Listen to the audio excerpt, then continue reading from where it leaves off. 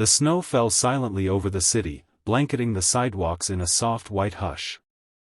Inside a lavish restaurant at the corner of 5th and Main, the warmth of golden lights and murmurs of festive cheer filled the air. Families toasted, couples laughed, children pressed their noses to the window to watch the snow. But in the farthest booth, near the window, sat a man in a charcoal gray suit, alone. He wasn't just anyone. He was Richard Lawson, CEO of one of the largest tech corporations in the world. A man who had built an empire with his bare hands, a man whose face adorned magazine covers and whose fortune was the envy of Wall Street. Yet tonight, no one noticed him. And if they did, they didn't care. Because despite his wealth and power, Richard was lonely. He stared at the untouched steak in front of him. His eyes, usually cold and calculating in boardrooms, were soft and tired tonight. He checked his phone. No missed calls.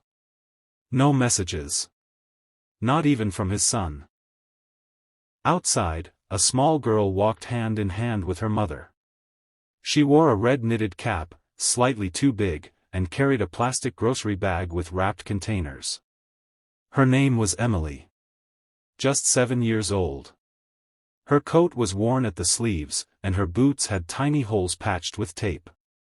But her eyes sparkled with the kind of light only a child could carry during Christmas. They passed the restaurant window.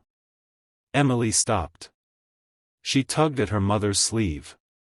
"Mama, why is that man sitting alone?" Her mother, Sarah, glanced inside quickly. "I don't know, honey. Maybe he just wanted a quiet dinner." "But it's Christmas," Emily whispered. "He looks sad." Sarah smiled softly. "Sometimes, even grown-ups get sad, sweetie." Emily looked back through the window. Something about the man made her heart ache. They walked a few steps, but Emily stopped again. This time, she didn't let go of her mother's hand. "Can we ask him to join us?" she asked suddenly. Sarah blinked. "Ask who?" "That man. The one sitting alone." Emily pointed. "We made extra dinner. Remember?"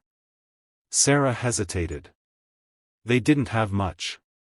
Just some chicken, mashed potatoes, a pie they got on discount. But it was extra. And it was Christmas.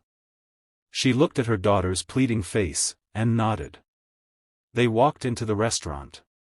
The hostess tried to stop them, but Richard saw the commotion and waved them through. He was curious. A little girl was walking up to his table. She stood by him, looking up with wide eyes. "Excuse me, mister," she said shyly. "Do you want to have dinner with us?" Richard blinked, startled. "What?" "We have food. Chicken. Not fancy like yours, but my mom makes it really good. And we have pie. You look, kind of sad." Nobody should be sad on Christmas. Richard felt something in his throat tighten. He looked at the little girl, then at her mother, who stood behind her, nervous but smiling. "I don't know what to say," Richard finally said. "Say yes." Emily grinned.